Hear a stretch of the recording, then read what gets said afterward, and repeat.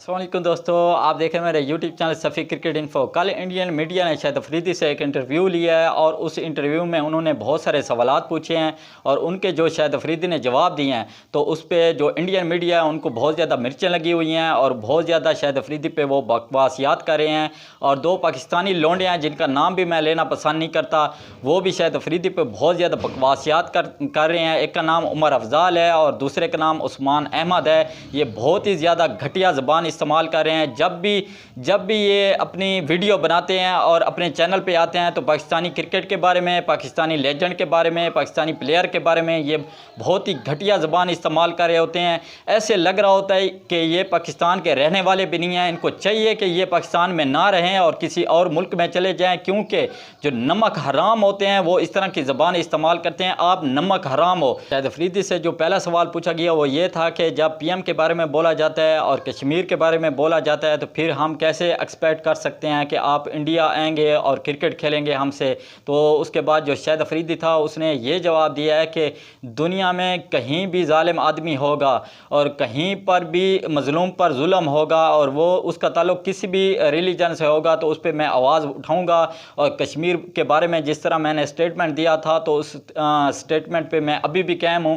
तो इस तरह उसने जवाब दिया है। तो जो इंडियन मीडिया था वो बहुत ज़्यादा चीखें मार रहा है कि शाहिद अफरीदी ने इस तरह का जवाब क्यों दिया है और हमारे मोदी को उन्होंने जालिम बोला। हालांकि वो जो शाहिद अफरीदी था उसने मोदी का नाम तक नहीं लिया। उसने ये बोला है कि अगर दुनिया में कहीं जालिम आदमी होगा, इसका क्या मतलब है? उसने मोदी का नाम तक नहीं लिया और जो इंडियन मीडिया है वो चीख के ये बोल रहा है कि मोदी का उसने नाम लिया और मोदी को वो जालिम बोल रहा है। ये जो दो लौंडे हैं पाकिस्तानी, उमर अफजाल और उस्मान अहमद, ये भी शाहिद अफरीदी को गाली दे रहे हैं और उसको माँ बहन की गाली दे रहे हैं और बाप की गाली दे रहे हैं। तो मैं इन बेगैरतों को यही बोलूँगा कि बेगैरतों, अगर आपने पाकिस्तान में नहीं रहना और पाकिस्तानी लेजेंड के बारे में इस तरह की बकवासियात करनी है तो क्या ज़रूरत है आप इंडिया चले जाएं।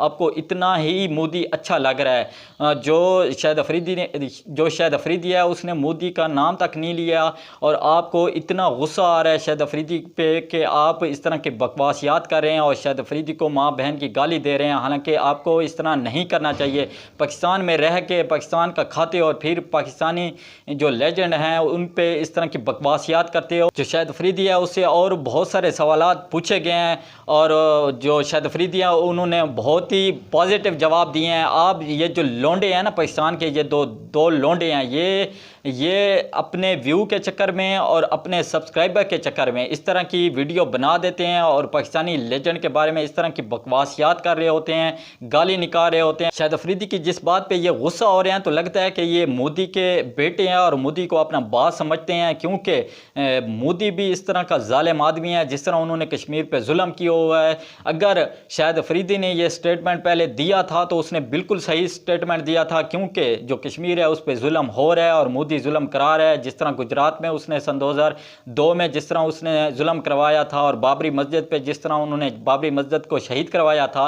तो मोदी कौन सा ठीक आदमी है? उसने जो स्टेटमेंट दिया है बिल्कुल सही स्टेटमेंट दिया है। लगता है कि आपका मोदी बाप लगता है और आपको उस बाप ने पाकिस्तान में भेजा हुआ है कि आप पाकिस्तान में जाओ और इस तरह की आप वीडियो बनाओ और पाकिस्तानी लेजेंड के बारे में इस तरह की बकवासियात करो। जिस तरह पिछली वीडियो में मैंने देखा है कि ये पाकिस्तान के बारे में भी इस तरह बुरा भला कह रहे थे कि जो इंडिया की टीम है वो एशिया कप क्यों खेलना है, पाकिस्तान के हालात इस तरह हैं, ये है वो है। आप पाकिस्तान में रहते हो और पाकिस्तान के बारे में इस तरह की बकवास याद करते हो। आपने देखा है कि PSL में जिस तरह कामयाब हुआ है और PSL में बड़े बड़े जो प्लेयर हैं वो पाकिस्तान आए हैं और पीछे जो देखें आप इंग्लैंड की टीम को देखें, इतनी बड़ी टीम है वो पाकिस्तान है। ये टेस्ट मैच भी उन्होंने खेले हैं और उसके बाद T20 भी उन्होंने खेले हैं। न्यूजीलैंड की टीम को देखें वो पाकिस्तान आई है, ऑस्ट्रेलिया को देखें वो आई है। तो आप इस तरह की बकवास याद कर रहे हैं। अगर इसके चैनल पर आप जाके देखें तो ये सिर्फ और सिर्फ पाकिस्तानी लेजेंड के बारे में, पाकिस्तानी टीम के बारे में, पाकिस्तानी बोर्ड के बारे में रोज़ाना की ये बकवास याद करते रहते हैं और जो मुंह में आता है ये बक रहे होते हैं। इनकी जाके शक्ल देखें। इनको चाहिए कि ये इंडिया में चले जाएं, इंडिया की जितनी भी तारीफ़ें करते हैं वहाँ चले जाएं और उनकी तारीफ़ें करें। यहाँ बैठ के ये बकवासियात करते हैं, ये चाहते हैं कि हमें व्यू मिले, हमें सब्सक्राइबर मिले, जो इंडिया के लोग हैं वो हमें सब्सक्राइब करें ताकि जो हमारा जो पैसा है वो ज़्यादा बने। तो इस तरह की अगर आप बकवासियात करोगे और पाकिस्तानी लेजेंड के बारे में इस तरह की आप घटिया ज़बान इस्तेमाल करोगे तो कोई भी आपको सब्सक्राइब भी नहीं करेगा और कोई भी आपको पसंद नहीं करेगा। मैं उमर अफजाल की बात कर रहा हूँ और ये जो उस्मान अहमद है, ये जिस तरह की बकवासियात रोज़ाना की बुनियाद पर ये बकवासियात कर रहे हैं, अगर दोबारा आप लोगों ने इस तरह की बकवासियात की तो फिर अच्छा नहीं होगा।